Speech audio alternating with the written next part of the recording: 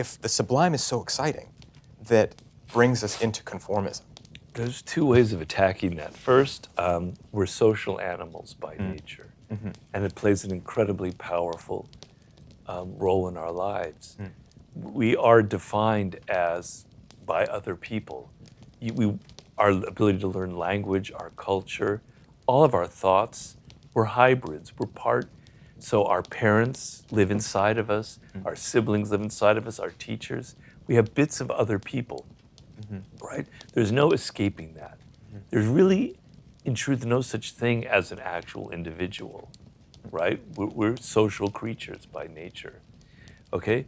And so we pick up the emotions of people, the moods, their feelings on nonverbal levels, and it has a profound impact on us.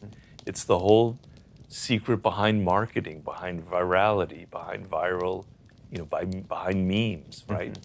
We're very susceptible to imitating what other people are doing because we're very vulnerable to their moods, their emotions. And so that's a continual danger. I mean, it's got a positive side. It allows us to be who we are, to create. So one of the most amazing skills that we have is our empathy, our mind reading ability, which we see in some primates, but it's pretty much a unique human ability to put ourselves in the skin of other people and try and figure out what their world is like. And very interesting, psychologists have studied children and how from the age of 1 and 2 to 3, they start developing this mind-reading skill. It's extremely powerful. These are social skills that are absolutely phenomenal, that have led to who we are. But the dark side is the tendency to conform, the tendency to want to fit in. So there have been fascinating studies of people who live in isolation. That could be either in prison, where you're in isolation block, where you're by yourself for long periods. Or there was this book called Alone by one of the Antarctic explorers, Antarctica, who was trapped in this little hut for like 3 months by himself. There have been other experiments. And what happens when you're alone is you lose a sense of being alive, being a human being. You go literally insane. So we need to see other people, to look at their eyes, to make us feel like we're alive, like we're human, like we're aware and conscious, right? So to feel isolated, to feel like you've been banished from your group, almost feels like death to us. We have incredible impulse to want to belong to whatever group it is, and it determines a lot of our behavior. So when you're getting back to the sublime, I'm now trying to circle back through this very long tangent here. I talk about there's the sublime and there's the false sublime. So we can't escape the desire to somehow be connected to something larger than who we are, because we feel trapped in our bodies, we feel trapped in our mortality. We want to attach ourselves to a great cause, to some religion, to something bigger than who we are, right? It's deeply human. And so there's the true sublime, and there are false negative ways of getting that, right? So addictions are, to me, a kind of false sublime, because they give you a sense of, they titillate you, they give you an excitement, right? Or a lot of movies are kind of like that. They're manipulating your emotions, they're making you feel like there's something weird, strange out there, but it's not coming from within you. It's like somebody telling you how to think or how to behave. The sublime has to be something active. So the difference between the false and the real is, are you being passive and manipulated, or are you actively engaging in the process? Are you being actively social? Are you using those empathy skills, that mind reading, creating some kind of following or some powerful social movement? Or are you passively just trying to be part of the herd? So that's, to me, the difference between the two. How can we know if we're in that active phase, or if we're being influenced, especially as we get so much information these days through, as we've talked about earlier, platforms that are meant to influence us? Well, it's a great question, and if I had the complete answer, I'd be a multi-billionaire.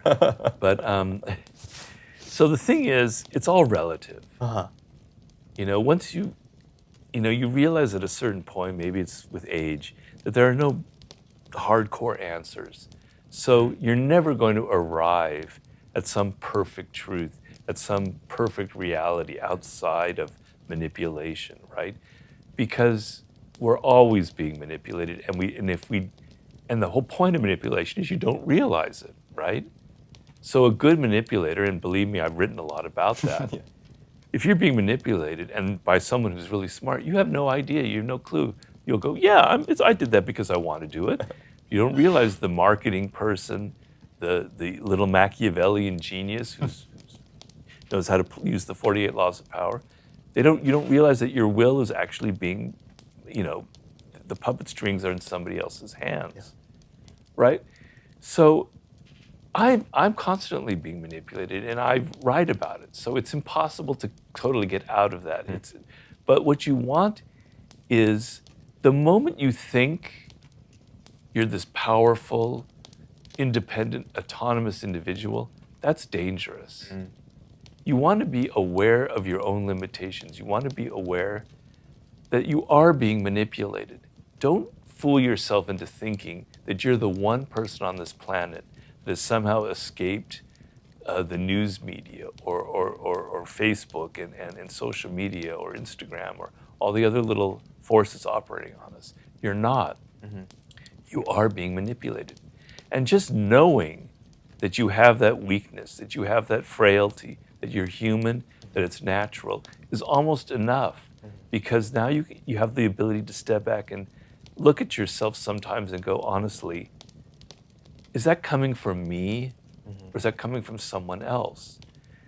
Now, I'm getting back to what I said, you can never know for sure, because you think it comes from you and what you really desire when you buy that product.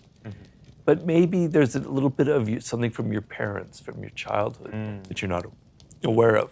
But to the degree that you can open the lens up and see the forces operating on you, you have a degree of control. You can become active instead of passive. So that's the difference I see. And how do we know what those forces are in us? Is that back to the meditation practice? Is this a journaling thing? Yes, it is. And it's all, I said in the very beginning that this one thing I'm telling you is like the key to the whole universe, right? Yeah. And it really, truly is. I mean, I don't know if I expressed it well enough.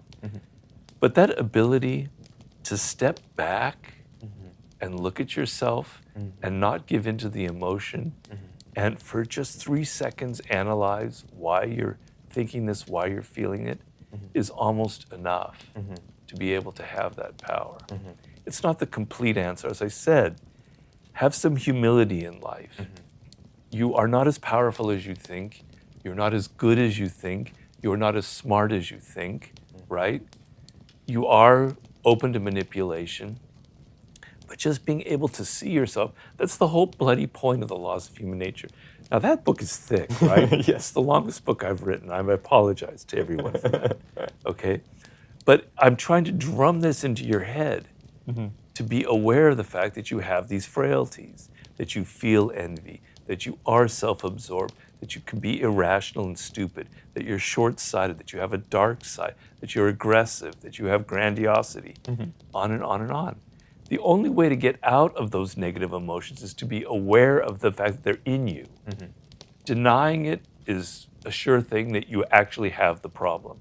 So denying that you're manipulated, denying that you don't control yourself, means that you are being controlled, means you are being manipulated. Denial is a very powerful human thing. And Freud said, when the human brain denies something, it is actually unconsciously admitting the opposite. And that's what's going on, okay?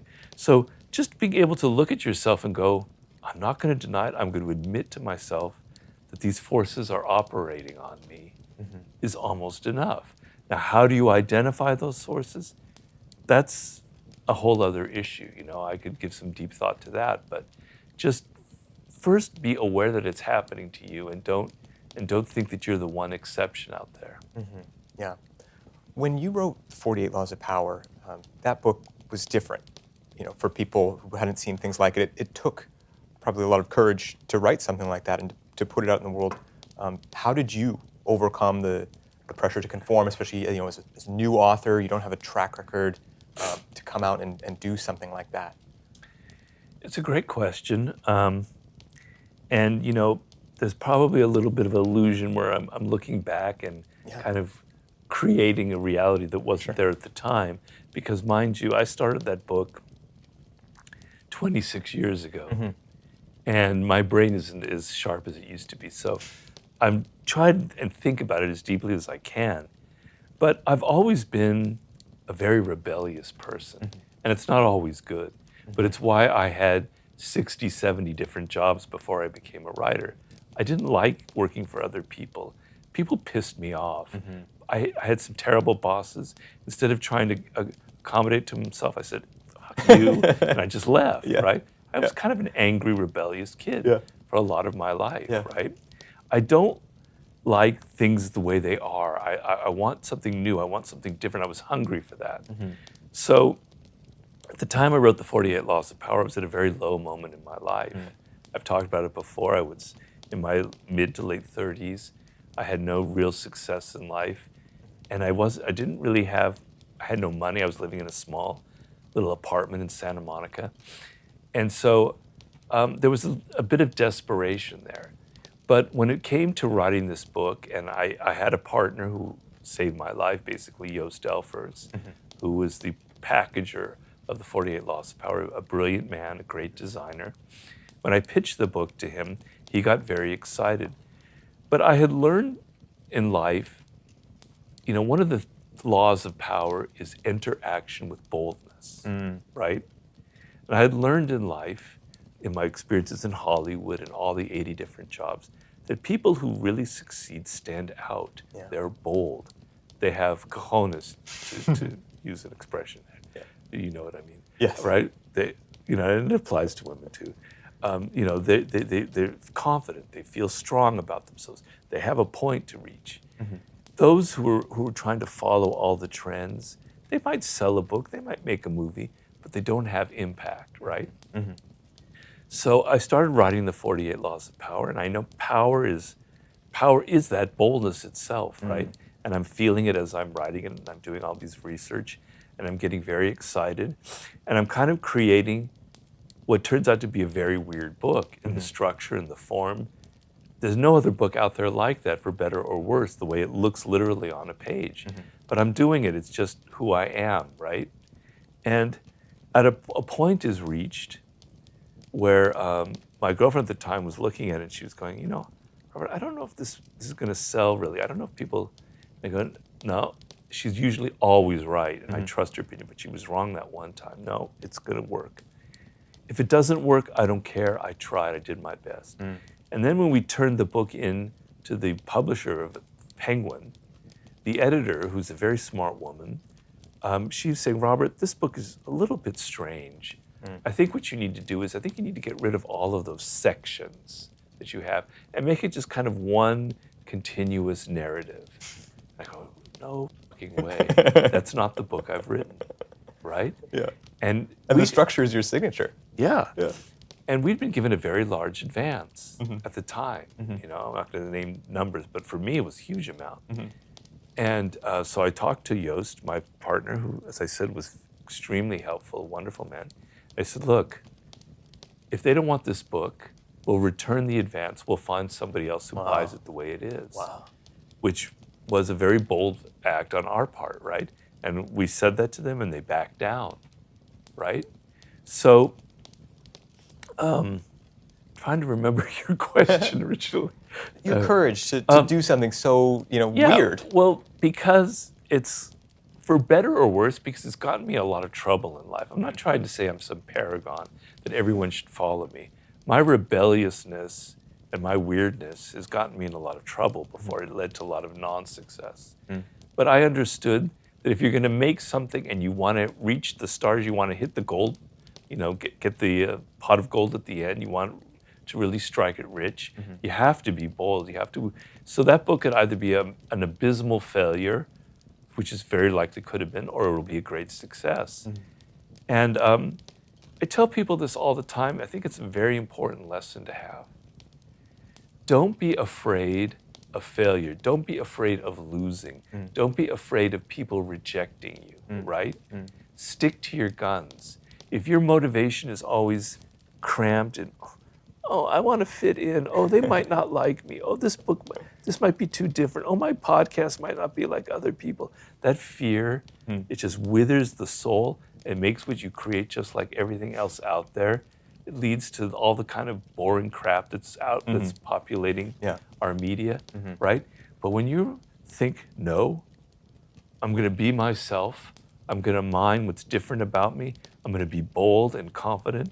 I'm going to put a lot of work into it. It's not going to be just like I'm going to do anything. I'm going to work very hard. But I feel confident about this. I feel bold. Mastery, the book Mastery, is a key component of that. So it's not just, so when I wrote the 48 Laws of Power, I had 20 years of experience behind me with all kinds of shit jobs, bad bosses. I was a journalist for many years. I learned how to write. I developed real skill. So I could be bold because I felt confident. I knew I had real skill. I knew I had learned a lot about history and life, that I could do this. If I was just 23 or 24 thinking, wow, I'm the greatest piece of thing that ever walked the planet Earth, I can write this book, it would have failed. I had the boldness because I knew I had the skill. So if you know you have the skill, you know you have a great idea, just fill yourself up with energy and excitement about it and stop listening to so many piggly little petty voices around you